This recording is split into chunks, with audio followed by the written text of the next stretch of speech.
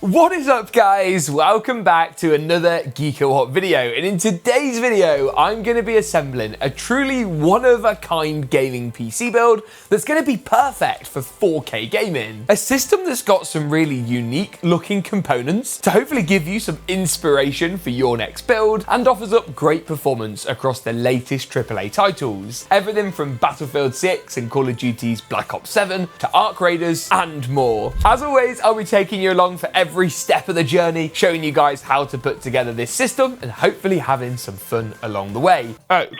What? Before, of course, wrapping up with those all-important gaming benchmarks a little bit later. Let's do this.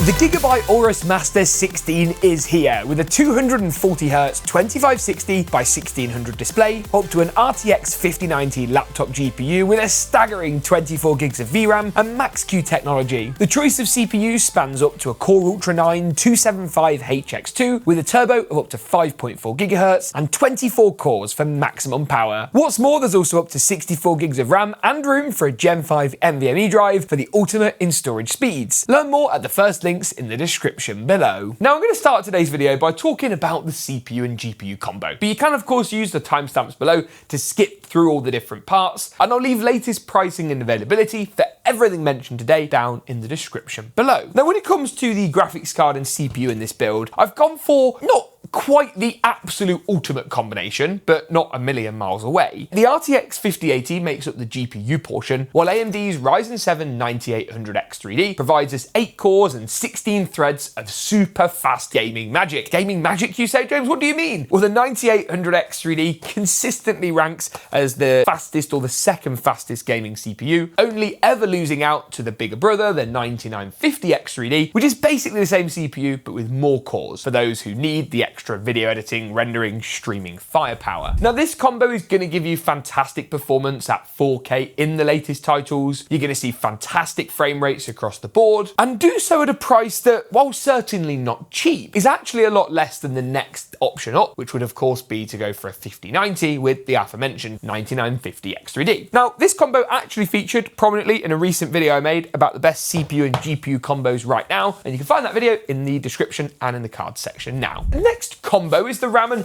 SSD combo. This is going to be a build of combos today. This is where things get very difficult at the moment. You're probably fed up of hearing about RAM and SSD shortages, and even more fed up of trying to buy them. SSDs are not so bad, so let's start there. This is the Samsung 9100 Pro, one of my favorite Gen 5 NVMe drives. Doesn't require its own built-in heatsink, it keeps nice and cool. It's just a really great option for those of you who want super fast storage. And Gen 5 drives, before this recent flash shortage, were actually dropping in price. Something that certainly hasn't been dropping in price is this, memory. Now for those of you that don't know, we're in the midst of a memory shortage, that's right, and it's affecting everything, including desktop DDR5 and even last gen DDR4. I saw a DDR4 kit on Newegg for like $200 for 32 gigs. What is going on? Now this particular kit is the Toughram XG from Thermaltake, but in the current market, you're probably best off buying whatever the hell you can actually find. Normally I would say 6000 megahertz, cast latency 36 or below. You're unfortunately not going to be graced with the choices this time around to actually get to pick. So something to bear in mind there. This particular kit though looks really, really lovely, and I think aesthetically for today's build is going to be perfect. Actually, I think ties in really nicely with the Founders Edition design. This sort of like glossy grey matches I think quite nicely.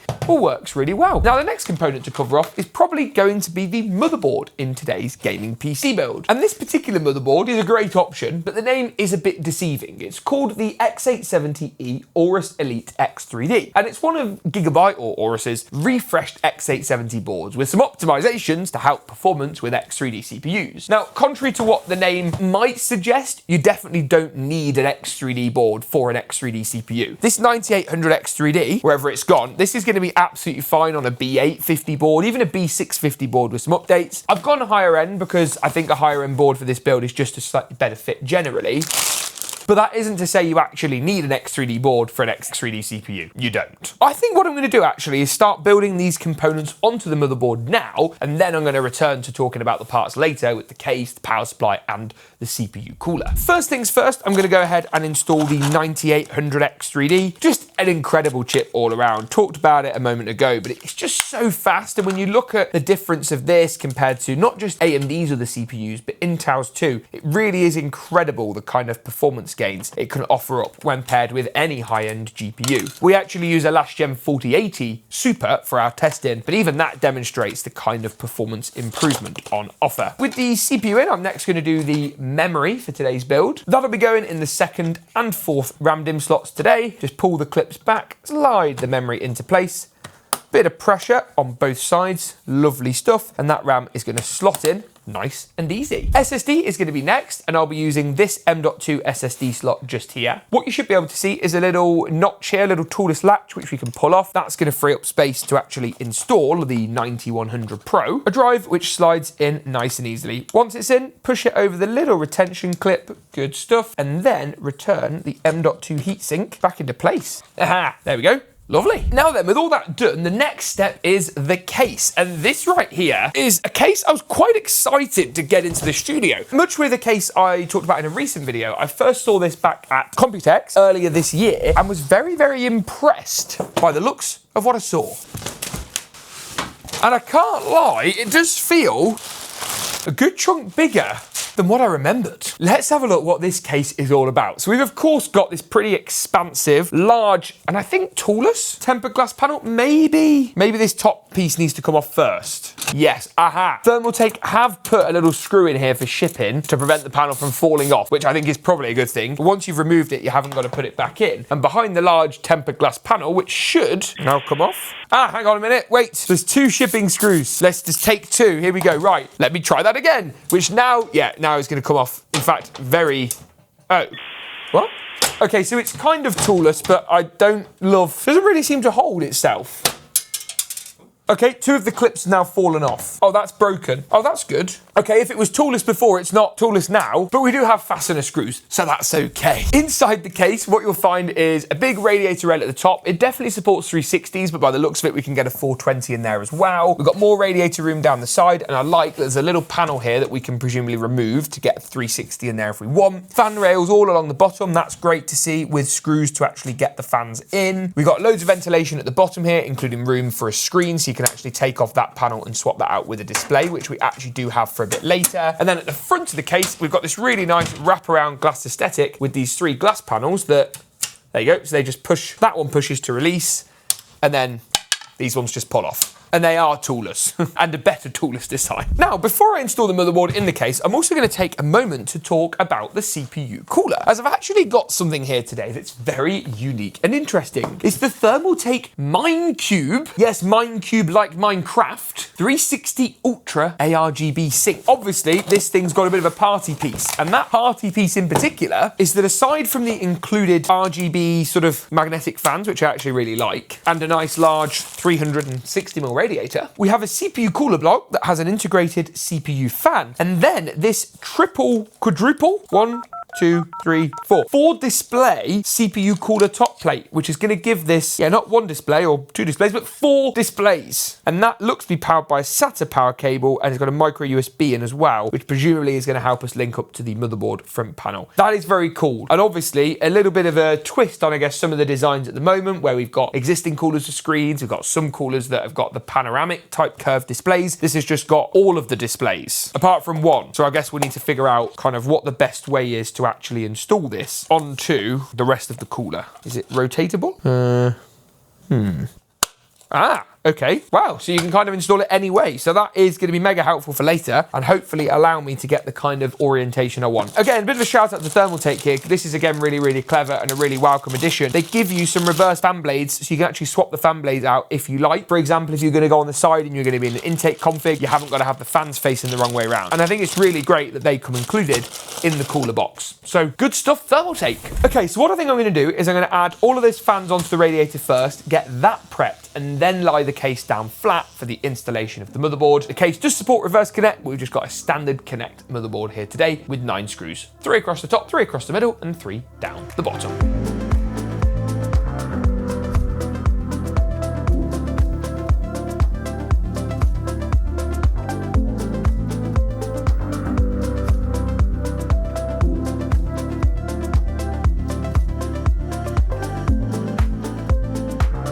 Next up then, it's time to install the PSU. Now this is a 1000 watt unit, which is going to be perfectly sufficient for the 5080 in today's build. And don't let the green box deceive you, it isn't green. What it does have, I believe though, is a green tinted end. Yes, it does indeed, on the GPU power connector. Now this is becoming more and more common. It's basically so that if you can see any of the color showing, it gives you a good idea that the cable actually might not be in correctly. Now in terms of cables we need our GPU power cable. I'm then going to pick up not just one, but also a second CPU power connection, the large 24-pin motherboard power cable, and then for good measure, I'll also throw in a SATA power connection, which may be needed for the screen on the cooler, might be needed for any RGB hubs or anything like that.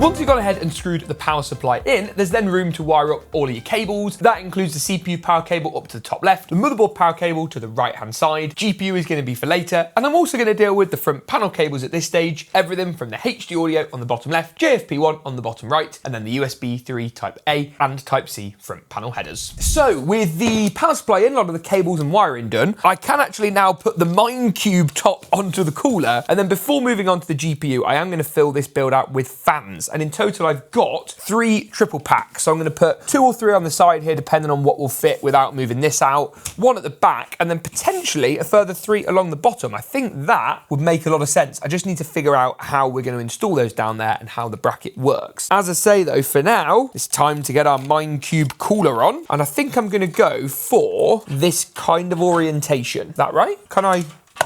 Yes, I can.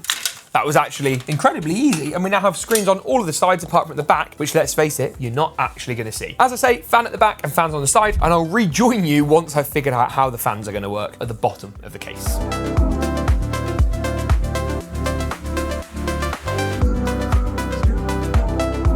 Okay, so I've taken this top panel cover off, and it looks like below this we've got some fan mounting points, but they to me look like 140mm brackets. Let me check that actually with one of my fans. Yes, so they're 140mm. If you try and install the fan on there, it's going to fall through. However, we've got this little removable plate that's got its own mounting rails on, which I can instead use to install the fans. And again, I need to change the fan blades out for reverse fan blades. It looks like, can you fit 4 on here?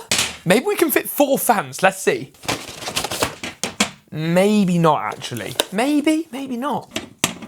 So I guess technically you could do it if you really wanted to, but the problem is the top and the bottom fan are going to be kind of half blocked anyway. So as much as it does look kind of insane, there's probably not a lot of practical points. So I'm just going to go for the 3 fans. And as mentioned before, if I can now get this out, I do need to swap these fan blades out for reverse blade fans instead, just to give us that nice clean aesthetic.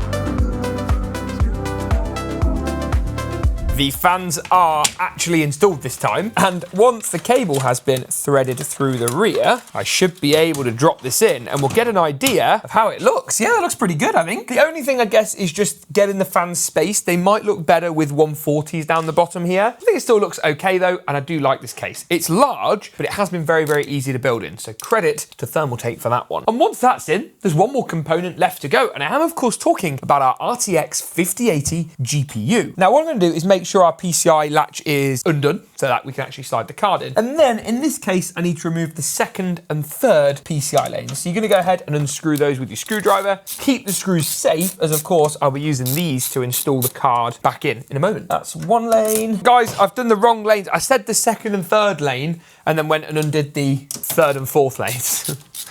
Unscrew the 2nd lane, put that in the 4th lane if, like me, you're an idiot. And then slide the card into place. 1 GPU power cable and 1 case top panel later, we have ourselves what is a pretty cool looking build, but the proof is going to be once this thing is turned on, everything's configured. So give me a moment while I get that sorted out.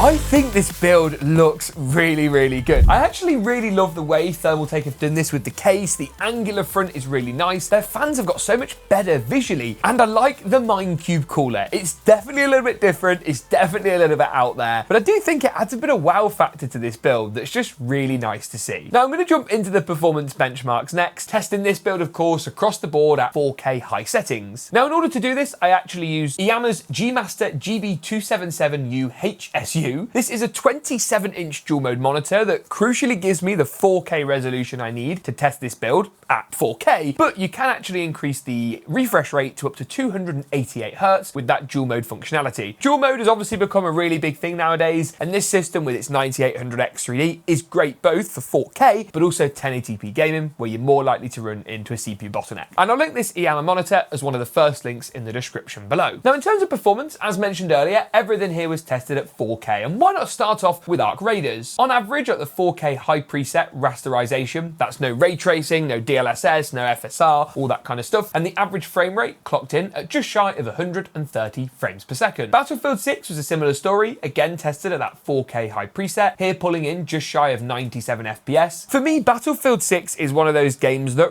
really benefits from being run at that top-end 4K resolution. It's a visually stunning title that is one of the only instances where I would actually be prepared to sacrifice FPS in a game like this just to promote those visuals. I think they look that good. Moving through to F1 2025, the inbuilt benchmarking mode, and this system breezes through at one of my personal favourite titles. Here, the average frame rate was over 150 FPS. Back down to reality a little bit in the frame rate department, and Marvel's Rivals provided one of the lower FPS results, but still very solid. 4K high settings rasterization on our RTX 5080 build here achieved over 100 frames per second, with actually just shy of 105 FPS on average. Finally, to finish things off and just for a bit of fun, I also booted up Fortnite at that 1080p competitive settings. This is a really great way of testing the dual mode functionality on the monitor, and here the FPS skyrocketed to over 470 frames per second. The RTX 5080 really is an incredibly powerful GPU, and combined with the hardware in this build, gives a great gaming experience. Is this the kind of system you guys have put together? There's some hardware in here that's a little bit different, a little bit unique, but I think it turned out really nicely. I'll link all the parts down below. Make sure to get subscribed if you aren't already. Thanks for watching, and as always, we'll see you in the next one.